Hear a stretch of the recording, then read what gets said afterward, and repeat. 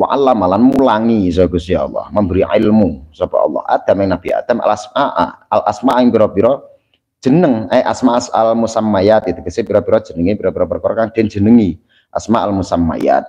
Dengan kata lain asma berbagai macam nama-nama yang diberi nama.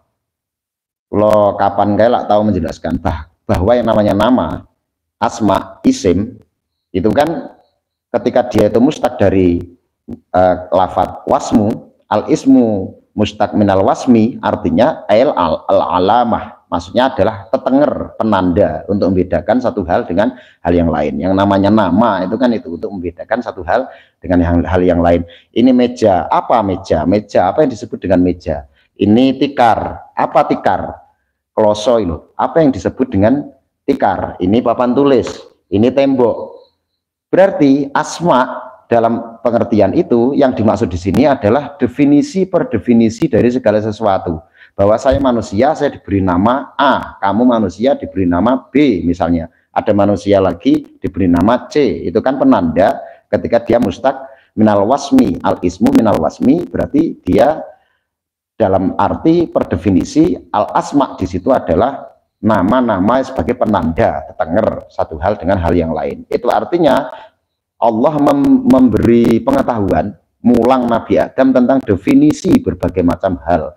Definisinya bahwa ini punya definisi ini. Maka ketika seseorang bisa memahami tentang definisi dari berbagai macam hal yang ada, itu artinya dia juga mewarisi kemampuan yang diberikan oleh Allah kepada Nabi Adam alaihissalam.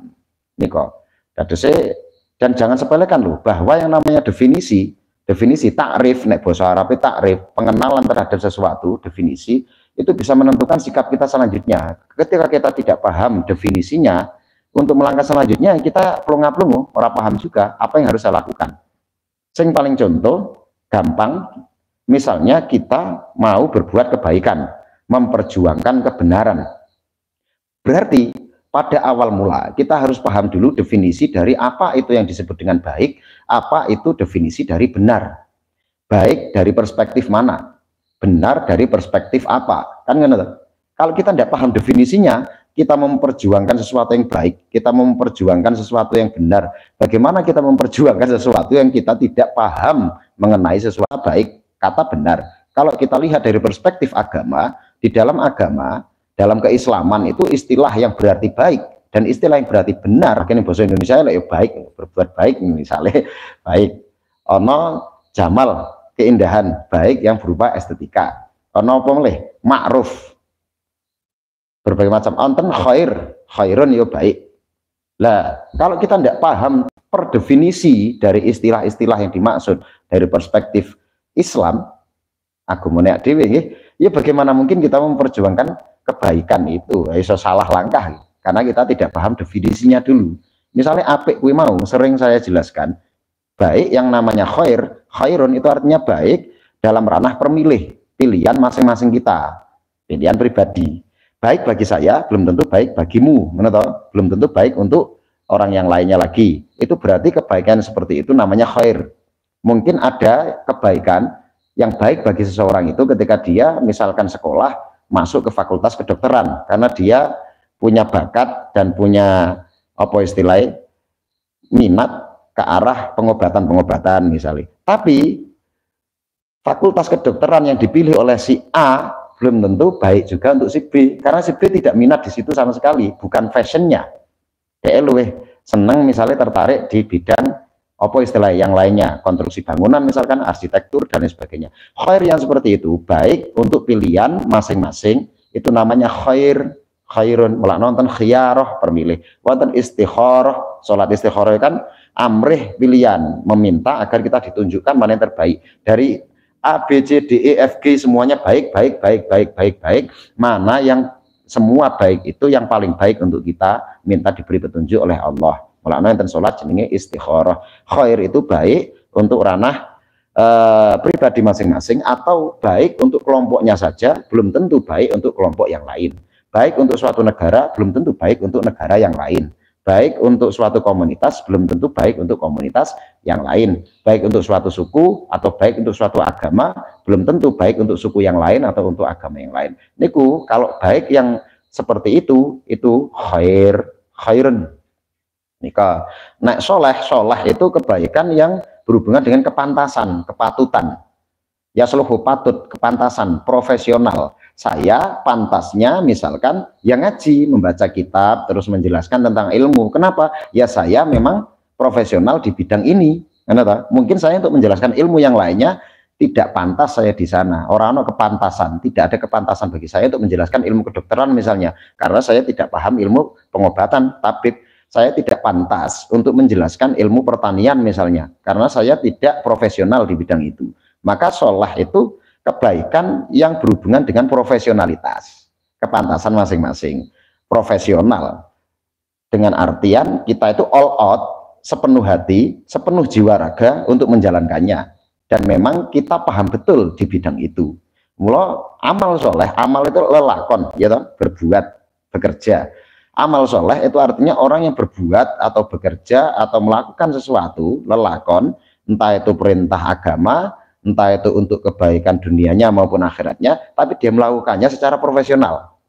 Maksudnya dalam beramal soleh itu artinya seseorang tidak menjalankannya setengah-setengah, tidak setengah-setengah, tapi sepenuhnya, all out, sepenuh jiwa raga. Itu artinya dia beramal soleh. Ketika kita menjalankan sholat misalnya, ya sepenuh hati, jobo jeru, zahir batin, tidak setengah-setengah, itu berarti dia beramal soleh. Ketika kita menolong orang, all out, sepenuhnya, zahir batin, tidak setengah-setengah, tanpa pamrih, ikhlas temenan, itu menjadi ibadah yang bulat sempurna. Begitu juga dalam menjalankan hal yang lainnya, apapun. Kalau dalam misalkan perspektif ibadah dari perintah agama, ya gue mau sholat, poso, zakat, haji, dan lain sebagainya, atau yang infak, yang sodakoh, yang tolong menolong, dan seterusnya dan seterusnya. Kalau kita akan untuk mencari ma'isyah, penguput jiwa, bekerja, mencari uang, penghidupan, misalkan kita melakukannya ya sepenuhnya. Misalkan tukang,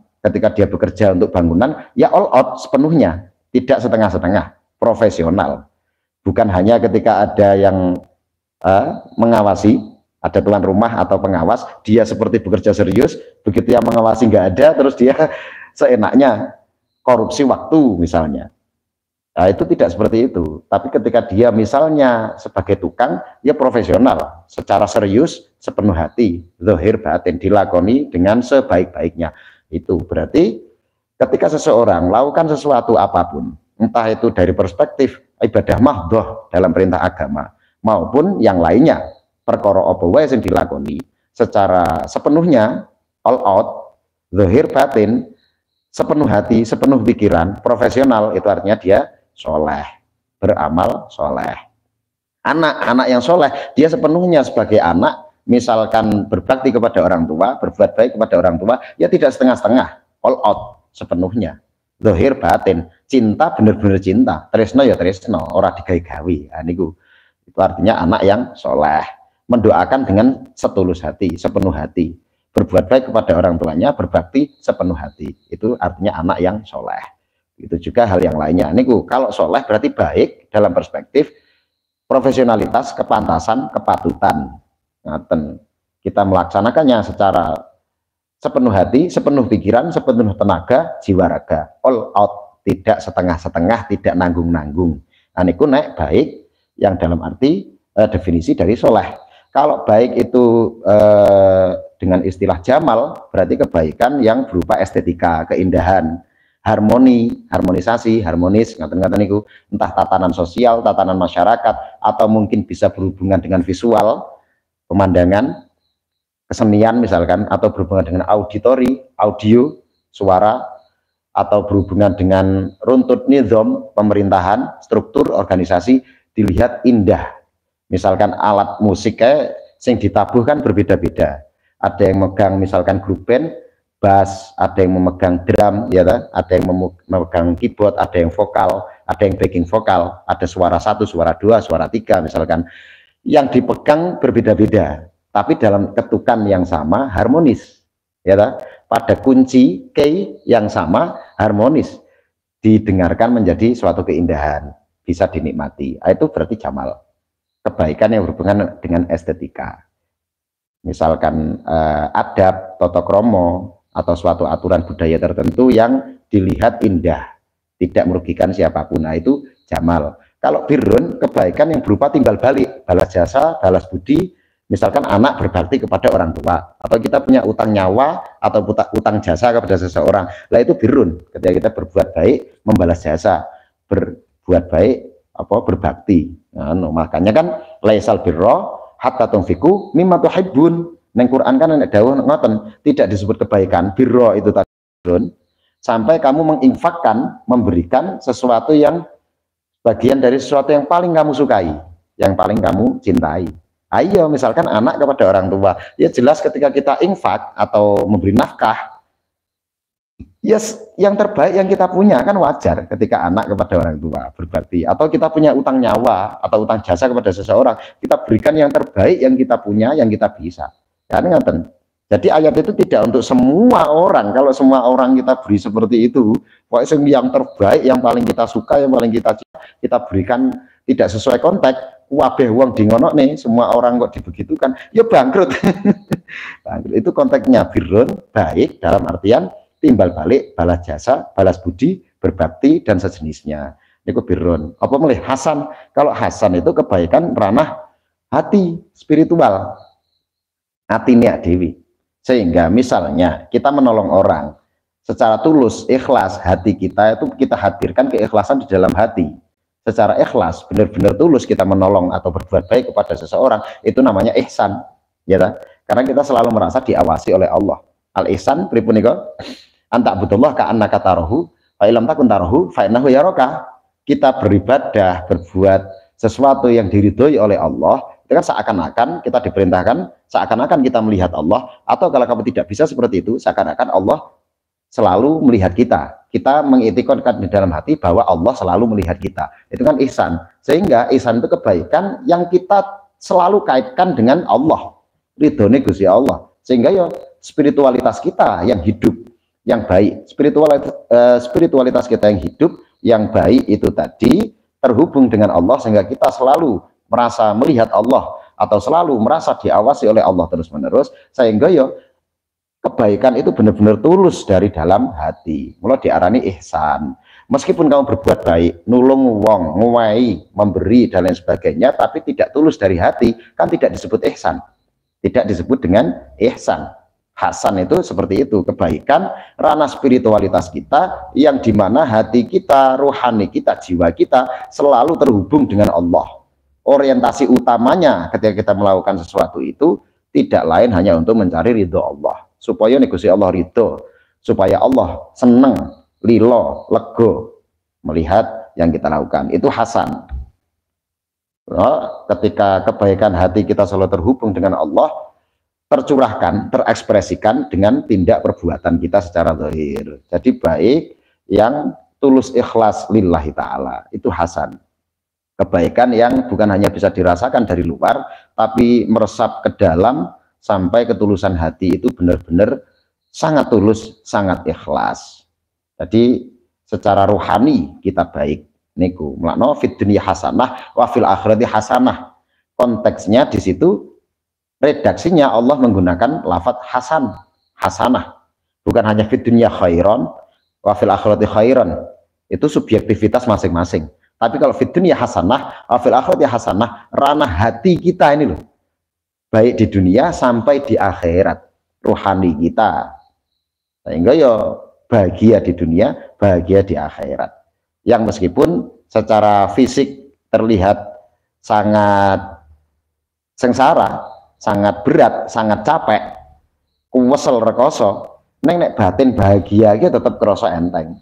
Ya ta? Kowe kuwesel awakmu kuwesel kaya ngopo, tapi nglakoni perkara sing seneng kowe dengan sesuatu itu. Rekoso ya jadi bahagia karena jiwamu yang baik itu. Misalnya sebagai contoh ya, misalnya kita sambungkan langsung kepada Allah, kamu kok kesulitan, anggap baik kowe iki lagi kasemsem, kasmaran, jatuh cinta kepada seseorang. Misalnya, ya pujaan hatimu, cewek yang kamu cintai itu miss call, nelpon atau chatting WA misalkan, ngubungi, njaluk ditukokne martabak. Tolong dong beliin martabak. Wah, padahal jarak tokone waduh banget. Neng Ciro wis tutup. Sing buka neng Wonogiri kota. Misalnya, padahal musim hujan, bensin mepet garis titik. Misalnya, awak kuwesel sedino bar kerja. Alah karena kamu sangat mencintainya, oke sayang. Susah ke piye carane. Udan terus nganggo mantel. Nganggo payung ora iso nganggo mantel. Bensin garis titik. Tanggane nek sing warung wis tutup do turu didodok pokoke butuh iki. Butuh wis seliter biasanya piro 12.000, tak bayar 20.000 ora apa-apa. Lebih penting untuk bensin iso tekan apa jenenge warung martabak. Misalnya ngono. Rekoso ning dalan awak keculinu-linu, tapi tetap kamu lakukan dengan bahagia. Kenapa? Yang meminta yang kamu cintai. Jadi kebaikan hatimu, rohaniyahmu itulah hasanah mengalahkan yang fisik. Mengalahkan yang fisik. Jadi rekosone kaya ngopo tetap kamu jalankan. Dan meskipun tubuh fisik kita capek, tapi hati bahagia. Paham toh? Kamu pernah kan apa jenenge ngalami sing model ngoten-ngoten gitu. Wah, itu hasan. Baik yang berupa hasan. Lah arahkan itu untuk Allah. Ketika Allah yang meminta, ketika Allah yang menyuruhmu, memerintahmu, meskipun secara fisik kamu capek, tapi kamu tetap menjalankannya dengan bahagia, senang.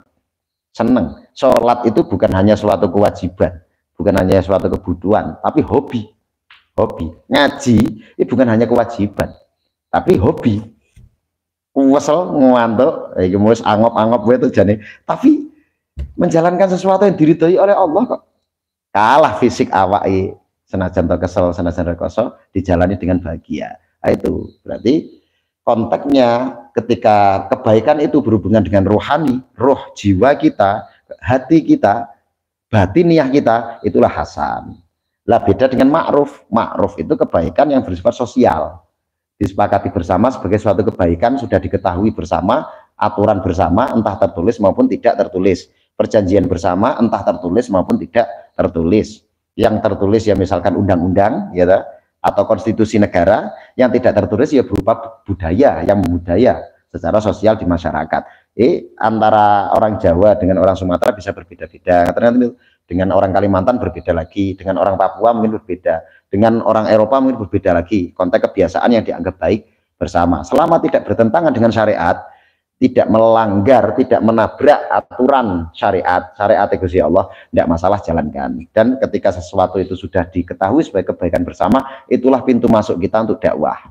Jadi kita mengajak, memerintahkan dengan cara ma'ruf, itu wa'mur bil ma'ruf, ta'muruna bil ma'ruf, dengan cara ma'ruf. Jadi kita memerintahkan atau mengajari atau mengajak dakwah itu bil ma'ruf, dengan cara ma'ruf, kebaikan yang secara sosial diketahui bersama sebagai itu adalah baik. Jadi bukan mengajak ma'ruf. Ma'ruf ini cara, paham? Ma'ruf ini cara, ma'ruf ini kendaraan, alat, bukan tujuan. Tujuannya apa? Gusti Allah. Ud'u ila sabili rabbika. Gitu. Kita mengajak menuju jalan Tuhan, menuju jalan Gusti Allah. Ibaratnya ngeten, tujuan kita ke Wonogiri kota, ke Solo, ya ta? Mobil ini kendaraan. Mobil ini harus berfungsi dulu. Ma'ruf ini seperti mobil. Mobil ini kita gunakan untuk menuju Solo atau menuju ke Wonogiri kota. Paham? Tujuan kita yang menyuruh atau memerintahkan atau mengajak orang menuju Gusti Allah, supaya kenal karo agama, supaya diajari sedikit demi sedikit, ya ta? Paham dengan aturan syariat Gusti Allah, agamane Gusti Allah. Saya tresno, semakin cinta kepada Allah dan Rasulnya, ya ta? Tujuannya itu. Cara kita mengajaknya, cara kita memerintah, menyuruh atau mendakwai bil ma'ruf, dengan cara ma'ruf, bukan mengajak ma'ruf, bukan memerintahkan ma'ruf, tapi memerintahkannya bil ma'ruf. Ada huruf ba itu, ada huruf ba sing sering kelewat. Bil ma'ruf, bukan ta'murunal ma'ruf, bukan kamu memerintahkan ma'ruf, tapi memerintahkan bil ma'ruf, dengan cara ma'ruf. Lah ma'ruf itu apa? Kebaikan yang sama-sama diketahui bersama itu adalah baik. Kalau dalam perspektif ilmu sosiologi, sosial, itu artinya berarti budaya. tradisi yang turun-menurun terus membudaya dipahami bersama. Orang Jawa unggah-ungguhe wong Jawa, sesama orang Jawa pasti tahu sopane kudu piye. Ngeten-ngeten iki to. Padha-padha wong Jawane mesti ngerti iki sopan apa ora sopan. Apakah ini sopan atau tidak, sesama orang Jawa pasti tahu. Oh yang seperti ini kurang sopan, oh yang seperti ini sopan, oh yang seperti ini bisa diterima, oh yang seperti ini tidak bisa diterima. Sesama orang Jawa tahu, karena sudah membudaya itu. Mereka tahu apa yang baik bagi mereka bersama. Begitu juga di Sumatera, begitu juga di Kalimantan, seperti yang saya contohkan tadi. Begitu juga di Malaysia, mungkin beda lagi. Yang dianggap di sana itu sudah sopan-sopan saja. Mungkin di Indonesia dianggap kurang sopan. Mungkin, ya tak? Karena ma'ruf yang terbentuk berbeda-beda sesuai dengan kebiasaan. Yang mungkin sudah mentradisi ratusan tahun turun-temurun. Itu bil ma'ruf, selama tidak tabrakan dengan syariat, itu dijalankan. Kalau dalam negara ini apa? Ya konstitusi, Undang-Undang Dasar 45, Pancasila, dan seterusnya. Undang-undang bersama itu yang tertulis contohnya seperti itu. Bernegara, kita memerintahkan orang untuk bisa menjadi lebih baik dan lebih baik. Caranya dengan sesuatu yang tidak melanggar hukum lah, gampangannya ngono. Itu artinya bil ma'ruf. Nah, dengan cara yang ma'ruf. Kalau kita misalkan atas nama berbuat baik atau membela kebenaran, tapi di tengah jalan membawa senjata tajam atau teriak-teriak merusak, berbuat kerusakan, itu artinya dia melanggar hukum, tidak sesuai kebaikan yang disepakati dalam konstitusi, undang-undang hukum negara kita. Dia tidak bil ma'ruf, malah bil mungkar. Itu artinya tak muruna bil mungkar, kamu memerintahkan atau mengajari atau menyuruh bil mungkar, bukan bil ma'ruf. Muka-muka paham ya. Lah itu podo-podo apik lho, sama-sama kebaikan. Misalkan perspektif dari hukum agama kita harus paham definisi per definisinya. Ada ma'ruf, ada jamal, ada soleh, ada birrun, ada khair, ada hasan, gitu. Baik yang mana yang mau kita maksudkan. Jangan sampai salah konteks ketika kita berjuang. Memperjuangkan kebaikan, tidak paham definisi baik itu apa. Lagi kebenaran juga gitu. Benar konteksnya yang mana? Benar itu ada al-haq, artinya kebenaran sesuai realita apa adanya. Benar, kamu laki-laki itu al-haq, hakikat itu realita loh, kenyataan. Hakikat, hak, kenyataannya kamu adalah laki-laki. Berarti kamu dianggap kamu adalah laki-laki itu benar. Kamu adalah anaknya Pak sopo bapakmu misalnya, Pak A misalnya. Al-haq, kebenaran bahwa kamu memang anaknya Pak A itu tadi. Ya karena realitanya seperti itu. Al-haq itu hakikat, kenyataannya ada. Opo anane, apa adanya. Wi al-haq. Kalau misalkan asidik, sidik itu artinya kebenaran yang berhubungan dengan bener atine. Atine ini bener, atine ora salah. Paham ora? Jadi enek wong ilmunya pas-pasan, tapi dia dengan kesungguhan hati menjalankan. Itu sidik. Sidik. Pokoknya enek wong, ada orang yang dari luar dia menjalankannya sudah benar, tapi hatinya nggak benar. Tidak menjalankan dengan keindahan hati, ketulusan hati. Tidak lillahi ta'ala. Meskipun secara zahir benar, tapi hatinya belum benar. Ngapusi misalnya, tukang tipu misalnya, atau dia menjalankan ya hanya formalitas saja. Kalau benar ucapan kan itu artinya kejujuran. Jujur apa yang di dalam hati dan pikirannya dan realita yang ada itu ya benar. Itu artinya sidik. Kalau dalam ucapan diartikan jujur. Tapi benar sidik ini artinya yo njobo jero. Kalau soheh artinya juga benar soheh. Laqad sohha ma qulta. Omonganmu benar, artinya ucapanmu benar. Laqad sohha ma qulta. Benar-benar ucapanmu itu benar. Soheh bukan dalam ilmu hadis loh.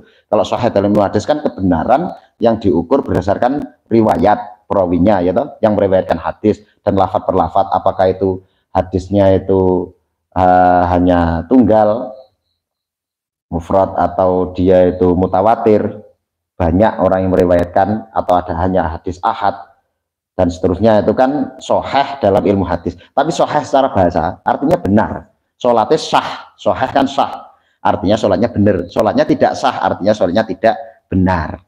Baleni mengulang lagi, kalau sholatnya tidak sah artinya sholatnya tidak benar, mengulang. Soheh itu artinya benar secara teknis, secara zahir lah. Orang yang sudah menjalankan sholat secara teknis benar, secara zahir terlihat itu sudah benar, Allahu Akbar, membaca Fatihah benar, rukuk benar, i'tidal benar, sujud benar, terlihat secara hukum fikih benar, kan sholatnya sudah dianggap sah, ya tak? Tapi dia belum sidik kalau hatinya juga belum sholat, dia hanya formalitas sholat saja, jengkang-jengking.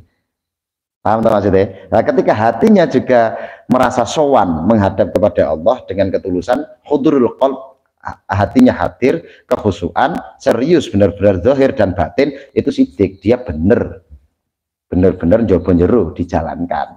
Tapi kalau hanya secara zahir toh, itu namanya masih sahih, sah, hanya sah begitu saja. Ilmu sahih yang benar, misalnya ilmu baca tulis, sering dicontoni misalkan L-ala R-iri dibaca lari gitu, L-ala R-iri kok dibaca maraton, berarti salah.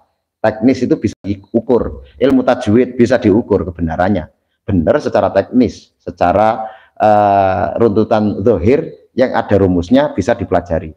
Ilmu fikih itu bisa dipelajari, ada rumusnya, ada kaidahnya, ya tak? Ilmu secara teknis lah. Nah, jadi ada orang bilang misalnya, aku pengen mau Quran, mau cobain, baca saja kalau ingin membaca Al-Quran meskipun kamu belum bisa baik bacaannya misalnya. Toh kamu tidak akan pernah mendapatkan kebaikan Al-Quran dengan sempurna, karena kamu terus berkembang belajar apa yang kamu pahami hari ini. Besok mungkin bisa salah, membuat keputusan pemahaman yang lebih baru lagi, lebih baik lagi, kan bisa. Iya, itu kalau dalam ranah misalkan ilmu sidik untuk ketulusan hati kita, atau ilmu al-haq, hakikat, realita. Ilmu kita bisa berkembang dengan hikmah, ya toh? Tapi kalau sahih, ilmu mencari kebenaran Al-Quran dalam perspektif ilmu yang bisa diukur, sahih, sah, benar, ya ada tajwid, bisa dipelajari. Apakah dia membacanya benar atau tidak, bisa diukur, ya toh? Enak ilmu tajwid, atau gramatikanya, bahasa Arab, nahwu, sorof, bisa dipelajari. Iki wong iki nahwune bener ora, bisa diukur, ya toh? Atau tasrifnya, sorofnya benar atau tidak, mengikuti wazan yang benar atau tidak, bisa diukur, itu bisa dipelajari. Jadi nanti dulu ketika kamu ingin membaca Al-Quran, oke, meskipun kamu belum benar, baca saja, toh nanti kamu juga hanya akan menemukan kebenaran yang baru lagi, tidak bisa benar sempurna. Betul, tinggal perspektifnya yang mana. Kalau perspektifnya benar membaca Al-Quran dari tingkatan ilmu teknis itu tadi, yang namanya sahih, bisa diukur kok.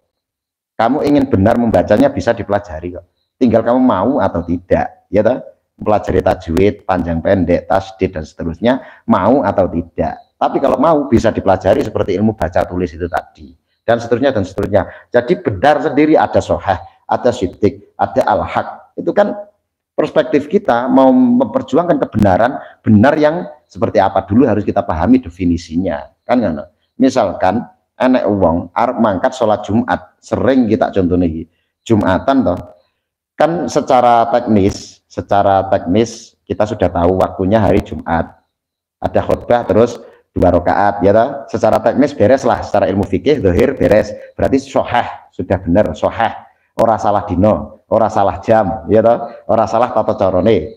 Terus hati, kesungguhan hati, sidik juga beres, hati kita benar-benar lillahi ta'ala, tidak karena hanya malu dengan tetangga, tidak karena ingin dipuji atau dikenang sebagai orang baik, dikenang selamanya bahwa dia dulu itu orang yang taat, tidak seperti itu, tapi orientasinya hanya lillahi ta'ala, motivasinya karena mencari ridha Allah. Sidik beres, kebenaran yang sahih tadi beres, sidik juga beres, tapi kenyataannya al-haq, realita di lapangan, hakikat, hakikoh al-haq itu tadi, ada orang kecelakaan, belum sampai masjid, di tengah jalan ada orang kecelakaan. Ini kebenaran yang sahih tadi dengan yang sidik tadi bisa kalah dengan al-haq, realitanya ada orang kecelakaan, ditinggal ini dulu, menyelamatkan nyawa nomor 1, meskipun sholat Jumatnya terlewat, tidak masalah. Yang penting apa jenenge, secara al-haq, realitanya ada orang kecelakaan, kita tolong, kita selamatkan nyawanya terlebih dahulu, gitu. Jadi sahih bisa kalah dengan sidik. Misalkan secara zahir sudah benar, sudah sempurna, musyarab, nggak ada masalah, tapi hati ternyata kurang lillahi ta'ala, motivasinya karena manusia, riya, pamer atau ujub atau oleh Allah, karena sidiknya belum beres. Tapi ada orang bacaan pas-pasan, ilmu fikih pas-pasan, secara teknis pas-pasan, sahih pas-pasan, tapi hatinya benar-benar tulus, kesungguhan hatinya benar-benar ikhlas lillahi ta'ala, ini yang soheh tadi, yang kebenaran secara teknis bisa diampuni. Anda.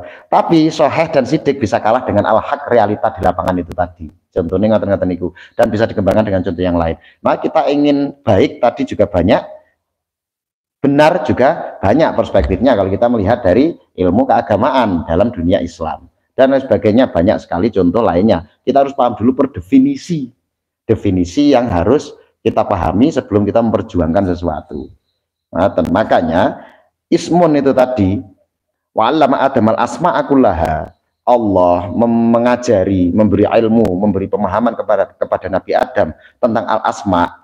Terus di sini ditafsiri dengan apa? Asmaul musammayat, nama-nama segala sesuatu yang diberi nama. Itu artinya Nabi Adam diberi pemahaman tentang definisi per suatu benda, definisi per suatu makhluk satu dan yang lainnya, definisi per suatu peristiwa satu dengan peristiwa yang lainnya. Karena definisi, paham definisi ini adalah kunci.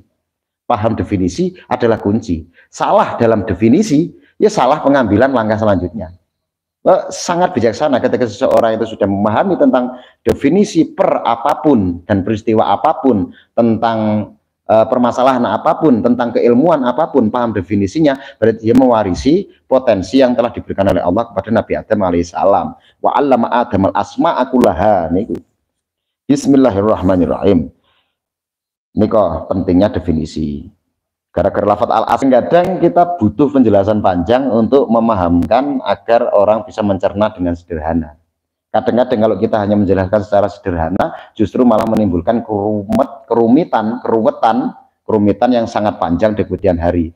Jadi mending kita mengalah untuk menjelaskan secara panjang lebar, tapi nanti menjadi mudah akhirnya, ya mudah dipahami, daripada kita simpel yang mudah-mudah saja, sederhana, simpel saja penjelasannya, males ruwet, males mikir terlalu rumit, ya tapi nanti malah di belakang hari kesulitan sendiri. Bismillahirrahmanirrahim. Bismillahirrahmanirrahim.